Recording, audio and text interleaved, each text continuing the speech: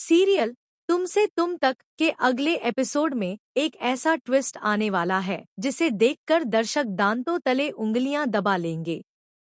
आर्यवर्धन की बहादुरी और न्यायप्रियता इस बार पूरी तरह से परख में आएगी। कहानी की शुरुआत होती है पुष्पा और गोपाल शर्मा से, जो रघुपति के पास जाते हैं। उनका इरादा सिर्फ इतना है कि रघुपति को उसके अपराध का भुगतान कराया जाए, दुकान जलाने के लिए हुई चोट और नुकसान का बदला।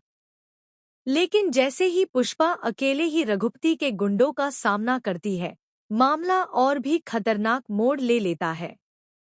पुष्पा की हिम्मत और तेजी देखकर रघुपति खुद हैरान रह जाता है। वह सोचता है कि यह एक अकेली औरत कैसे उसके पूरे गिरोह पर भारी पड़ रही है।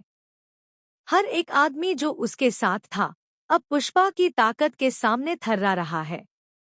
उसकी चालाकी और रणनीति इतनी प्रभावशाली होती है कि रघुपति को लगता है, अब मुझे ही कुछ करना पड़ेगा। यह स्थिति नियंत्रण से बाहर हो रही है। रघुपति चुपके से पुष्पा और गोपाल के पीछे पहुंचता है। वह उन्हें पकड़ने की कोशिश करता है और जैसे ही वह पुष्पा पर चाकू उठाने लगता है, एक शोर और झटके के साथ आर्यवर्धन वहां पहुंच जाता है। वह रघुपति का हाथ कसकर पकड़ लेता है और पूरी ताकत से पीछे मोड़ देता है। उसकी आवाज में गुस्सा और चेतावनी का मिश्रण होता है। मैंने तुझे मना किया था ना? अनु और उसके परिवार से दूर रहने को कहा था, पर तुझे तो अपनी मन की करनी है। तेरी हिम्मत कैसे हुई पुष्पा और गोपाल को नुकसान पहुंचाने की? रघुपति दर्द से कराहता है और आखिरकार अपनी गलती छुपाने के लिए मीरा का नाम लेता है। वह कहता है, अगर मारना ही है तो मीरा मैडम को मार। वही मुझे पैसे देने के लिए मजबूर कर रही है। उसने ही मुझे कहा कि पुष्पा और गोपाल को खत्म कर दूं। इस झूठ और चालाकी में भी आर्यवर्धन झटके में है। वह भरोसा नहीं कर पाता कि मीरा ऐसी हरकत कर सकती है।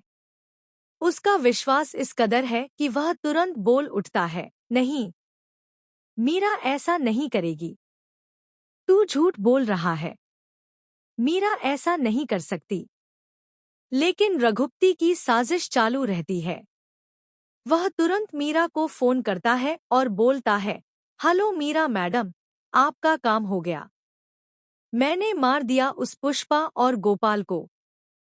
अब बाकी पैसा कब देंगे?